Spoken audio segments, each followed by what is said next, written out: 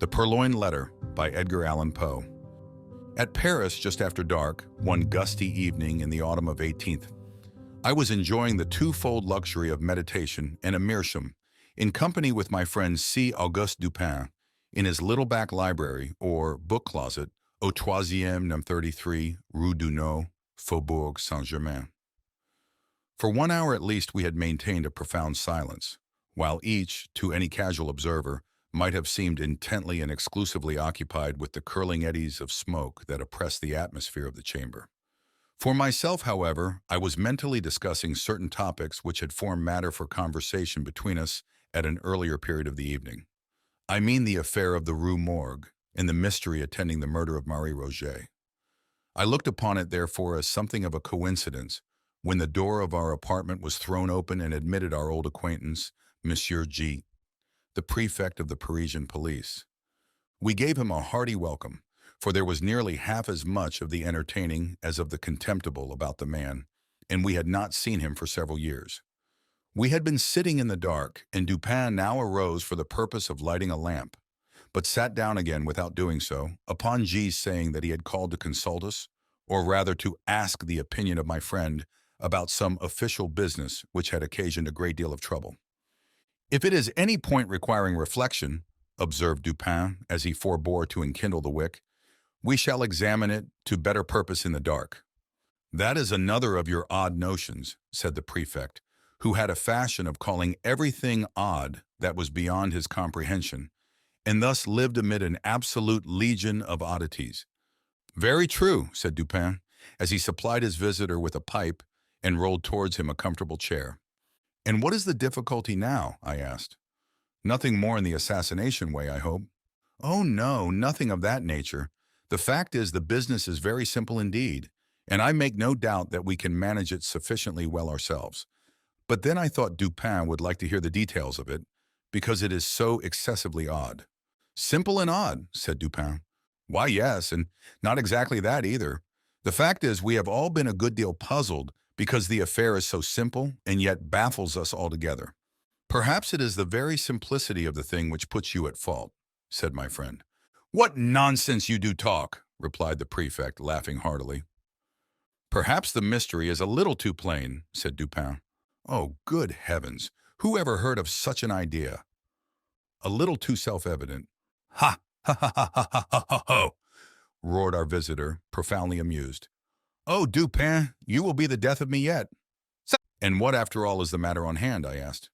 "Why, I will tell you," replied the prefect, as he gave a long, steady, and contemplative puff and settled himself in his chair.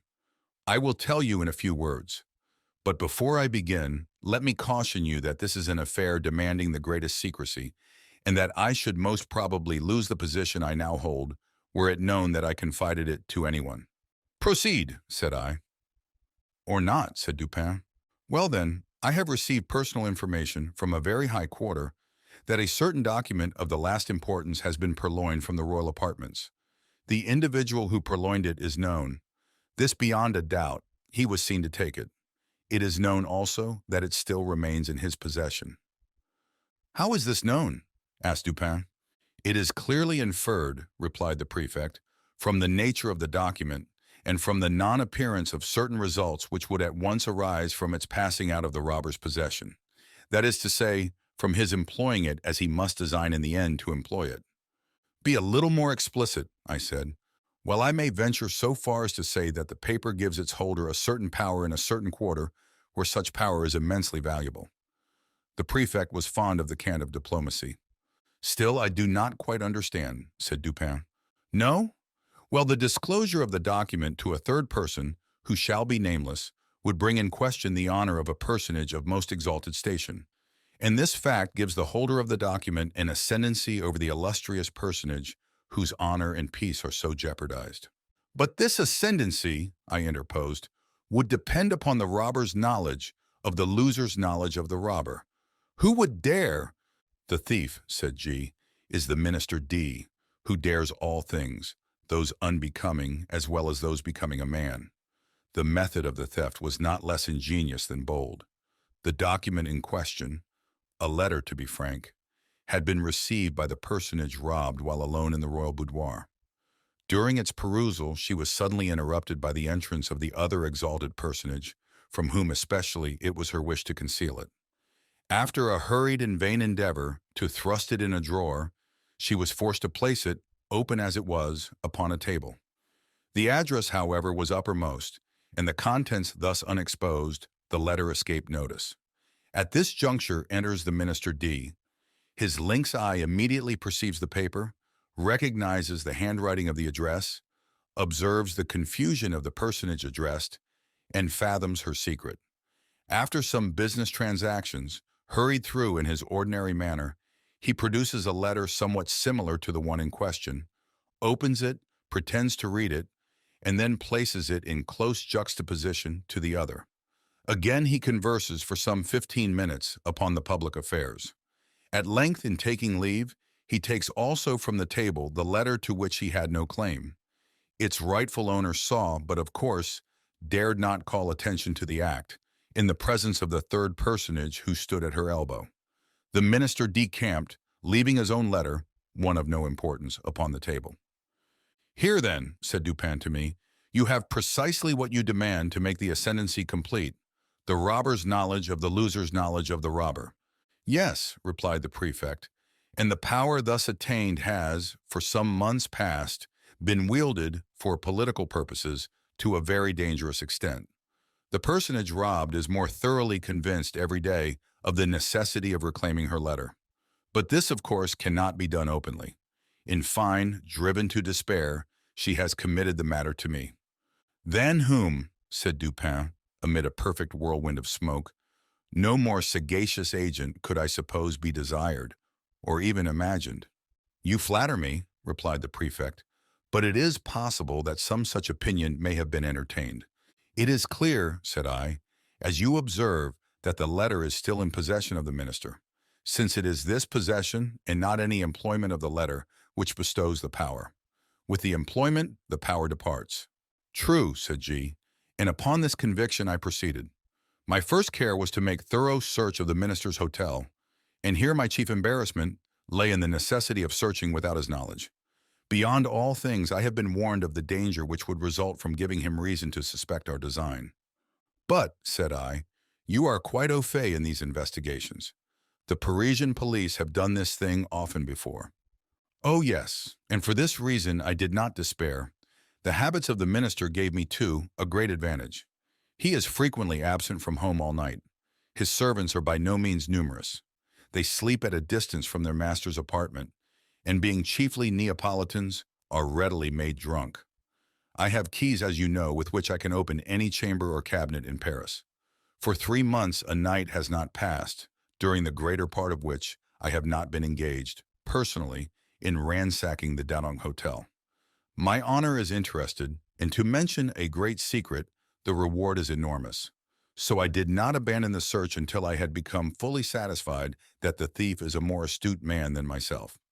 I fancy that I have investigated every nook and corner of the premises in which it is possible that the paper can be concealed. But is it not possible," I suggested, "that although the letter may be in possession of the minister, as it unquestionably is, he may have concealed it elsewhere than upon his own premises?" "This is barely possible," said Dupin. "The present peculiar condition of affairs at court, and especially of those intrigues in which D is known to be involved, would render the instant availability of the document, its susceptibility of being produced at a moment's notice, a point of nearly equal importance with its possession." "Its susceptibility of being produced?" said I. "That is to say, of being destroyed," said Dupin. "True," I observed. "The paper is clearly then upon the premises. As for its being upon the person of the minister, we may consider that as out of the question." "Entirely," said the prefect. "He has been twice waylaid, as if by footpads, and his person rigorously searched under my own inspection." "You might have spared yourself this trouble," said Dupin. "D. I presume, is not altogether a fool, and if not, must have anticipated these waylayings, as a matter of course." "Not altogether a fool," said G, "but then he's a poet, which I take to be only one remove from a fool." "True," said Dupin, after a long and thoughtful whiff from his meerschaum, "although I have been guilty of certain doggerel myself." Suppose you detail, said I, the particulars of your search. Why, the fact is we took our time and we searched everywhere. I have had long experience in these affairs. I took the entire building, room by room, devoting the nights of a whole week to each. We examined first the furniture of each apartment. We opened every possible drawer. And I presume you know that, to a properly trained police agent, such a thing as a secret drawer is impossible. Any man is adult who permits a secret drawer to escape him in a search of this kind. The thing is so plain. There is a certain amount of bulk, of space, to be accounted for in every cabinet. Then we have accurate rules. The 50th part of a line could not escape us. After the cabinets, we took the chairs. The cushions we probed with the fine long needles you have seen me employ. From the tables, we removed the tops. Why so? Sometimes the top of a table, or other similarly arranged piece of furniture, is removed by the person wishing to conceal an article. Then the leg is excavated, the article deposited within the cavity, and the top replaced.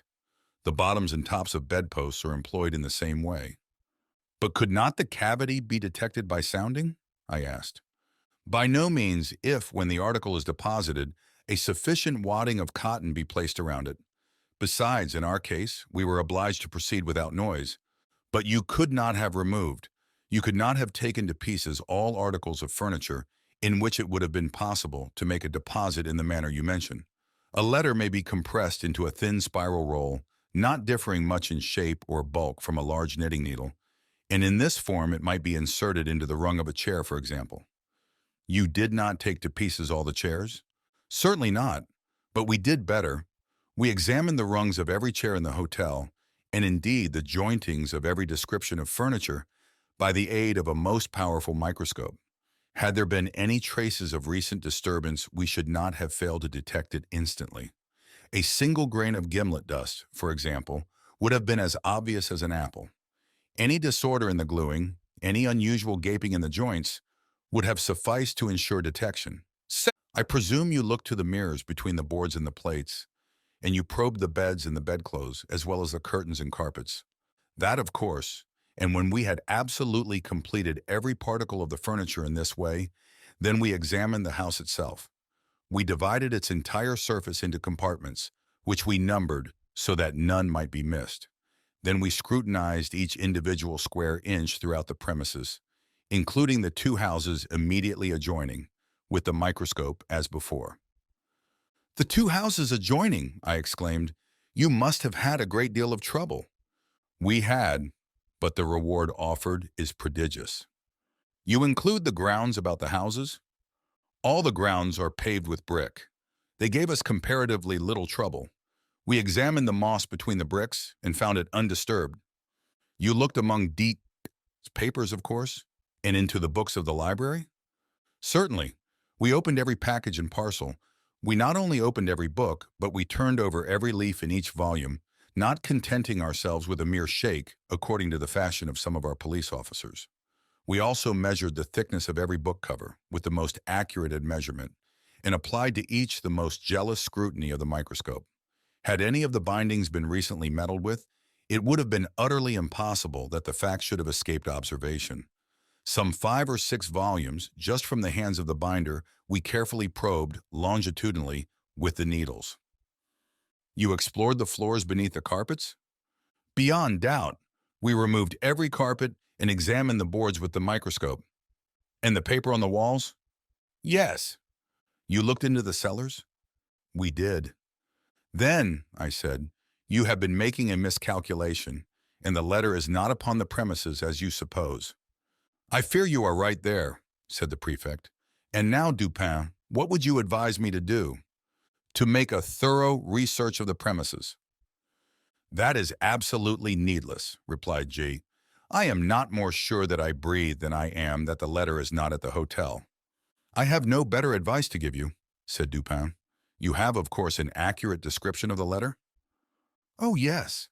And here the prefect, producing a memorandum book, proceeded to read aloud a minute account of the internal, and especially of the external appearance of the missing document.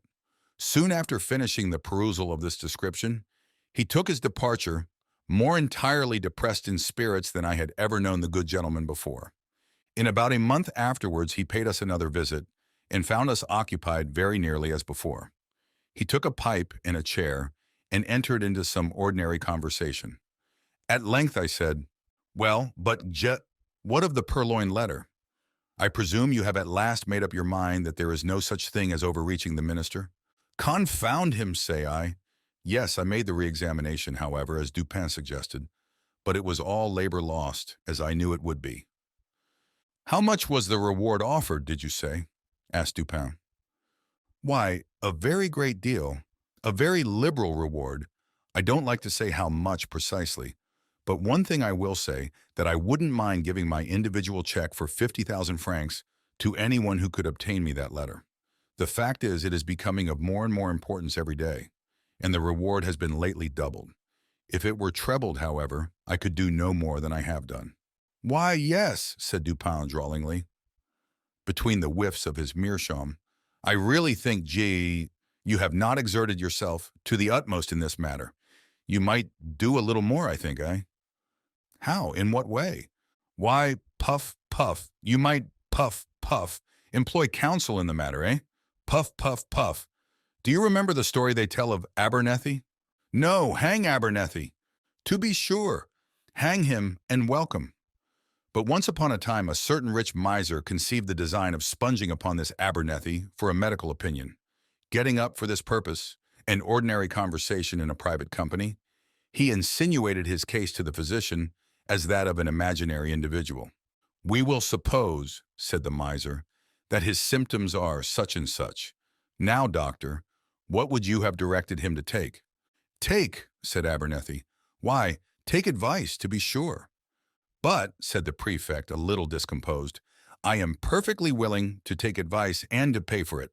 I would really give 50,000 francs to anyone who would aid me in the matter.'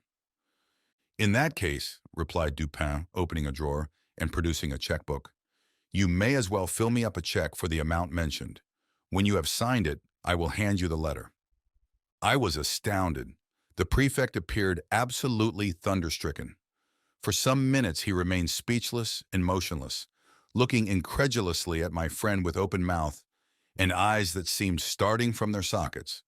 Then, apparently recovering himself in some measure, he seized a pen and, after several pauses and vacant stares, finally filled up and signed a check for 50,000 francs and handed it across the table to Dupin.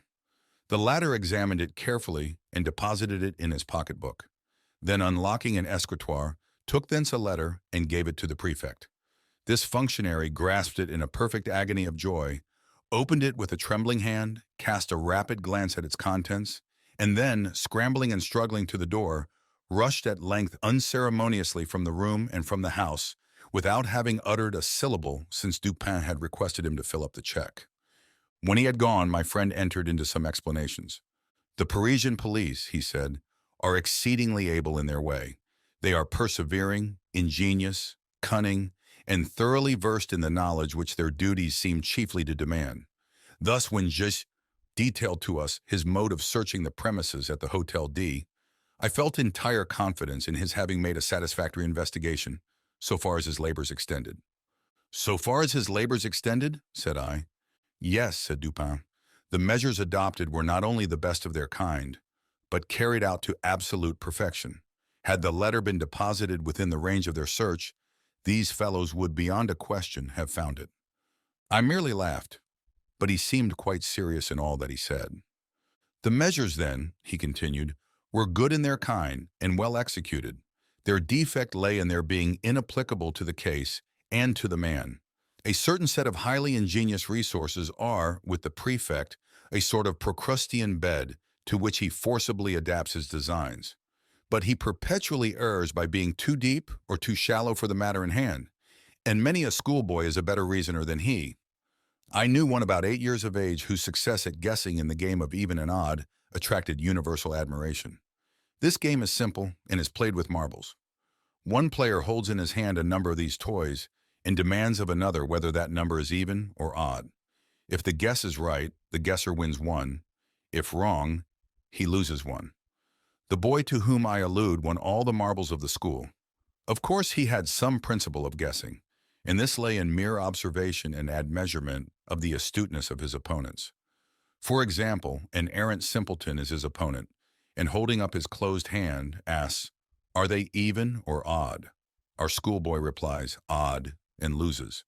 But upon the second trial he wins, for he then says to himself, "The simpleton had them even upon the first trial, and his amount of cunning is just sufficient to make him have them odd upon the second.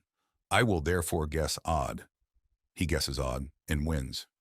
Now, with a simpleton a degree above the first, he would have reasoned thus: "This fellow finds that in the first instance I guessed odd, and in the second he will propose to himself, upon the first impulse, a simple variation from even to odd, as did the first simpleton. But then a second thought will suggest that this is too simple a variation, and finally he will decide upon putting it even as before. I will therefore guess even." He guesses even and wins. Now this mode of reasoning in the schoolboy, whom his fellows termed lucky, what in its last analysis is it? It is merely, I said, an identification of the reasoner's intellect with that of his opponent. "It is," said Dupin, and upon inquiring of the boy by what means he effected the thorough identification in which his success consisted, I received answer as follows: "When I wish to find out how wise or how stupid or how good or how wicked is anyone, or what are his thoughts at the moment, I fashion the expression of my face as accurately as possible, in accordance with the expression of his, and then wait to see what thoughts or sentiments arise in my mind or heart, as if to match or correspond with the expression." This response of the schoolboy lies at the bottom of all the spurious profundity which has been attributed to Rochefoucauld, to La Bougive, to Machiavelli, and to Campanella. And the identification, I said, of the reasoner's intellect with that of his opponent depends, if I understand you aright, upon the accuracy with which the opponent's intellect is admeasured. "For its practical value it depends upon this," replied Dupin, and the prefect and his cohort fail so frequently, first, by default of this identification, and secondly, by ill admeasurement, or rather through non-admeasurement, of the intellect with which they are engaged. They consider only their own ideas of ingenuity, and in searching for anything hidden, advert only to the modes in which they would have hidden it. They are right in this much, that their own ingenuity is a faithful representative of that of the mass. But when the cunning of the individual felon is diverse in character from their own, the felon foils them, of course. This always happens when it is above their own, and very usually when it is below. They have no variation of principle in their investigations. At best, when urged by some unusual emergency, by some extraordinary reward, they extend or exaggerate their old modes of practice without touching their principles. What, for example, in this case of D, has been done to vary the principle of action? What is all this boring and probing and sounding and scrutinizing with the microscope and dividing the surface of the building into registered square inches? What is it all but an exaggeration of the application of the one principle or set of principles of search, which are based upon the one set of notions regarding human ingenuity, to which the prefect, in the long routine of his duty, has been accustomed? Do you not see he has taken it for granted that all men proceed to conceal a letter, not exactly in a gimlet hole bored in a chair leg, but at least in some out-of-the-way hole or corner suggested by the same tenor of thought which would urge a man to secrete a letter in a gimlet hole bored in a chair leg? And do you not see also that such recherches, nooks for concealment, are adapted only for ordinary occasions, and would be adopted only by ordinary intellects?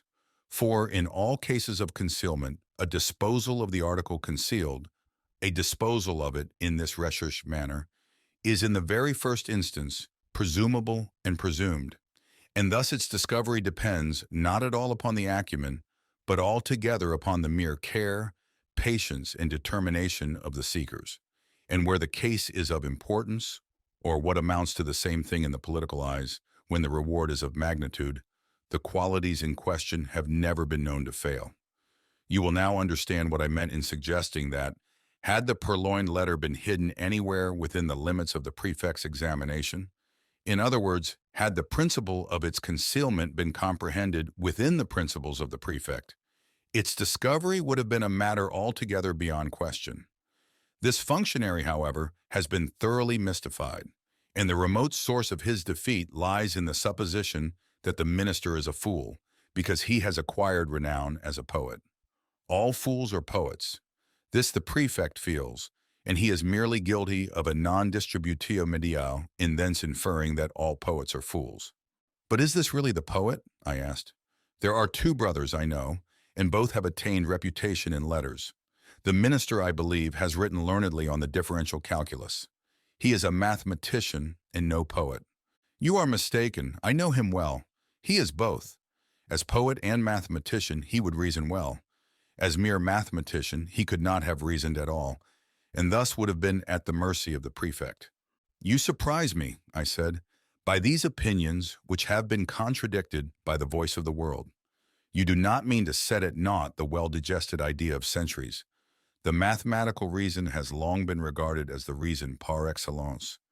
Il y a à parier, replied Dupin, quoting from Chamfort, que toute idée publique, toute convention reçue est une sottise, car elle a convenir au plus grand nombre. The mathematicians, I grant you, have done their best to promulgate the popular error to which you allude, and which is none the less an error for its promulgation as truth. With an art worthy a better cause, for example, they have insinuated the term analysis into application to algebra.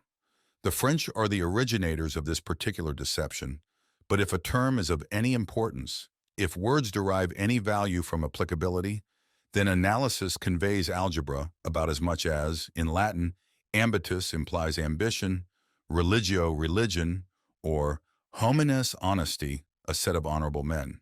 You have a quarrel on hand, I see, said I, with some of the algebraists of Paris, but proceed. I dispute the availability, and thus the value of that reason which is cultivated in any especial form other than the abstractly logical. I dispute in particular the reason adduced by mathematical study. The mathematics are the science of form and quantity. Mathematical reasoning is merely logic applied to observation upon form and quantity.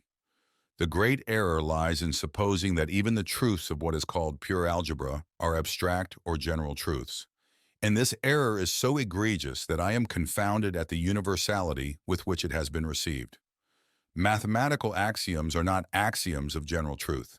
What is true of relation, of form and quantity, is often grossly false in regard to morals, for example. In this latter science, it is very usually untrue that the aggregated parts are equal to the whole. In chemistry, also the axiom fails. In the consideration of motive, it fails. For two motives, each of a given value, have not necessarily a value when united, equal to the sum of their values apart. There are numerous other mathematical truths which are only truths within the limits of relation. But the mathematician argues from his finite truths through habit as if they were of an absolutely general applicability, as the world indeed imagines them to be. Bryant, in his very learned mythology, mentions an analogous source of error when he says that although the pagan fables are not believed, yet we forget ourselves continually and make inferences from them as existing realities. With the algebraists, however, who are pagans themselves, the pagan fables are believed, and the inferences are made not so much through lapse of memory as through an unaccountable addling of the brains. In short, I never yet encountered the mere mathematician who could be trusted out of equal roots, or one who did not clandestinely hold it as a point of his faith that x2 plus px was absolutely and unconditionally equal to q. Say to one of these gentlemen, by way of experiment, if you please, that you believe occasions may occur where x2 plus x is not altogether equal to q, and, having made him understand what you mean, get out of his reach as speedily as convenient, for beyond doubt he will endeavor to knock you down. I mean to say, continued Dupin, while I merely laughed at his last observations, that if the minister had been no more than a mathematician, the prefect would have been under no necessity of giving me this check. I know him, however, as both mathematician and poet, and my measures were adapted to his capacity with reference to the circumstances by which he was surrounded. I knew him as a courtier, too, and as a bold intriguant. Such a man, I considered, could not fail to be aware of the ordinary policial modes of action. He could not have failed to anticipate, and events have proved that he did not fail to anticipate, the waylayings to which he was subjected. He must have foreseen, I reflected, the secret investigations of his premises. His frequent absences from home at night, which were hailed by the prefect as certain aids to his success, I regarded only as ruses to afford opportunity for thorough search to the police, and thus the sooner to impress them with the conviction to which G, in fact, did finally arrive. The conviction that the letter was not upon the premises. I felt also that the whole train of thought, which I was at some pains in detailing to you just now, concerning the invariable principle of policial action in searches for articles concealed, I felt that this whole train of thought would necessarily pass through the mind of the minister. It would imperatively lead him to despise all the ordinary nooks of concealment. He could not, I reflected, be so weak as not to see that the most intricate and remote recess of his hotel would be as open as his commonest closets to the eyes, to the probes, to the gimlets, and to the microscopes of the prefect. I saw, in fine, that he would be driven, as a matter of course, to simplicity, if not deliberately induced to it as a matter of choice. You will remember, perhaps, how desperately the prefect laughed when I suggested upon our first interview that it was just possible this mystery troubled him so much on account of its being so very self-evident. Yes, said I. I remember his merriment well. I really thought he would have fallen into convulsions. The material world, continued Dupin, abounds with very strict analogies to the immaterial, and thus some color of truth has been given to the rhetorical dogma. That metaphor or simile may be made to strengthen an argument as well as to embellish a description. The principle of the vis inertiae, for example, seems to be identical in physics and metaphysics. It is not more true in the former that a large body is with more difficulty set in motion than a smaller one, and that its subsequent momentum is commensurate with this difficulty, than it is in the latter that intellects of the vaster capacity, while more forcible, more constant, and more eventful in their movements than those of inferior grade, are yet the less readily moved and more embarrassed and full of hesitation in the first few steps of their progress. Again, have you ever noticed which of the street signs over the shop doors are the most attractive of attention? I have never given the matter a thought, I said. There is a game of puzzles, he resumed, which is played upon a map. One party playing requires another to find a given word, the name of town, river, state, or empire. Any word, in short, upon the motley and perplexed surface of the chart. A novice in the game generally seeks to embarrass his opponents by giving them the most minutely lettered names, but the adept selects such words as stretch, in large characters, from one end of the chart to the other. These, like the over-largely lettered signs and placards of the street, escape observation by dint of being excessively obvious. And here the physical oversight is precisely analogous with the moral inapprehension by which the intellect suffers to pass unnoticed. Those considerations which are too obtrusively and too palpably self-evident. But this is a point, it appears, somewhat above or beneath the understanding of the prefect.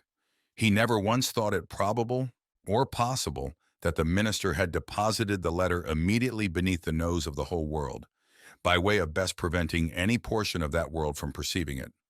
But the more I reflected upon the daring, dashing, and discriminating ingenuity of D, upon the fact that the document must always have been at hand if he intended to use it to good purpose, and upon the decisive evidence obtained by the prefect that it was not hidden within the limits of that dignitary's ordinary search, the more satisfied I became that, to conceal this letter, the minister had resorted to the comprehensive and sagacious expedient of not attempting to conceal it at all.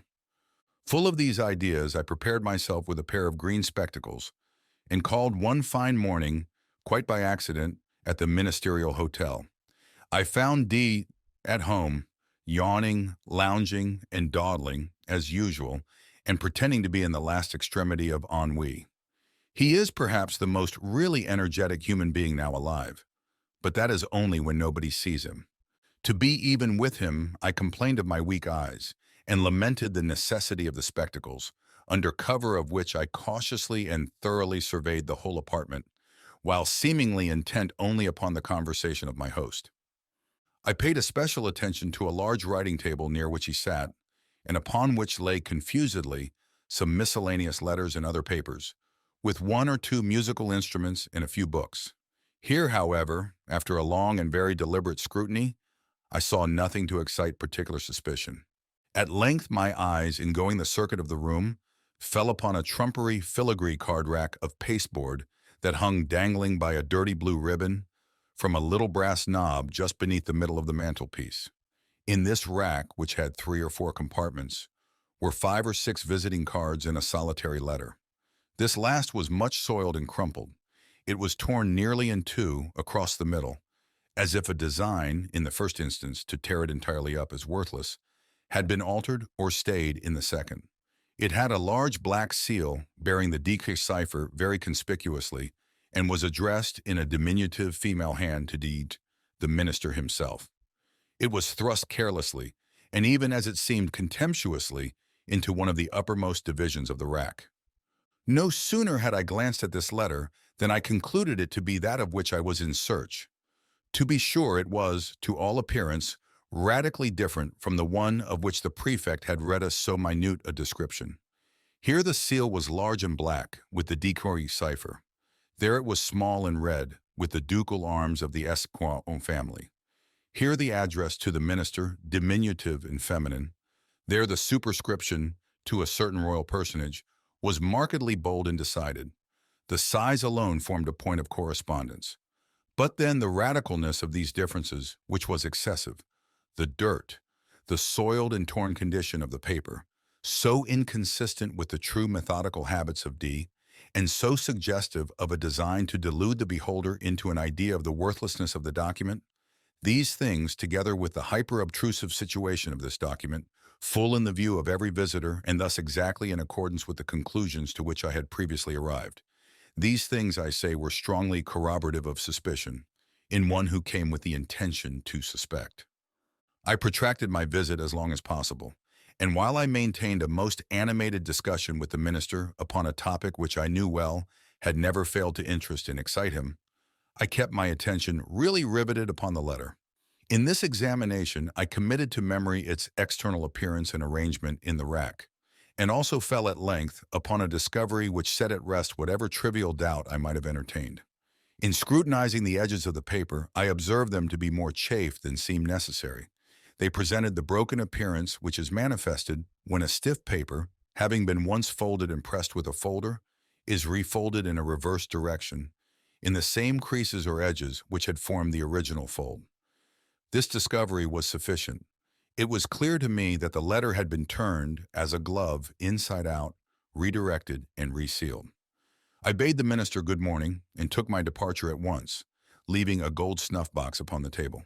The next morning I called for the snuff-box, when we resumed, quite eagerly, the conversation of the preceding day. While thus engaged, however, a loud report, as if of a pistol, was heard immediately beneath the windows of the hotel and was succeeded by a series of fearful screams and the shoutings of a terrified mob. Danso rushed to a casement, threw it open, and looked out. In the meantime, I stepped to the card rack, took the letter, put it in my pocket, and replaced it by a facsimile, so far as regards externals, which I had carefully prepared at my lodgings, imitating the Diefling cipher very readily by means of a seal formed of bread. The disturbance in the street had been occasioned by the frantic behavior of a man with a musket. He had fired it among a crowd of women and children. It proved, however, to have been without ball, and the fellow was suffered to go his way as a lunatic or a drunkard. When he had gone, Dowles, who came from the window, whither I had followed him immediately upon securing the object in view. Soon afterwards I bade him farewell. The pretended lunatic was a man in my own pay. "But what purpose had you," I asked, "in replacing the letter by a facsimile? Would it not have been better, at the first visit, to have seized it openly and departed?" "D," replied Dupin, "is a desperate man and a man of nerve. His hotel, too, is not without attendants devoted to his interests. Had I made the wild attempt you suggest, I might never have left the ministerial presence alive. The good people of Paris might have heard of me no more. But I had an object apart from these considerations. You know my political prepossessions. In this matter, I act as a partisan of the lady concerned. For 18 months the minister has had her in his power. She has now him in hers, since being unaware that the letter is not in his possession, he will proceed with his exactions as if it was. Thus will he inevitably commit himself at once to his political destruction. His downfall, too, will not be more precipitate than awkward. It is all very well to talk about the facilis descensus averni, But in all kinds of climbing, as Catalani said of singing, it is far more easy to get up than to come down. In the present instance, I have no sympathy, at least no pity, for him who descends. He is that monstrum horrendum, an unprincipled man of genius. I confess, however, that I should like very well to know the precise character of his thoughts. When being defied by her whom the prefect terms a certain personage, he is reduced to opening the letter which I left for him in the card rack. How did you put anything particular in it? Why? It did not seem altogether right to leave the interior blank. That would have been insulting. D. at Vienna once did me an evil turn, which I told him quite good-humoredly that I should remember. So as I knew he would feel some curiosity in regard to the identity of the person who had outwitted him, I thought it a pity not to give him a clue. He is well acquainted with my MS, and I just copied into the middle of the blank sheet the words, Un descend si funeste, sil nes digna d'être, es digna de tiesta. They are to be found in Crebillon's Atre.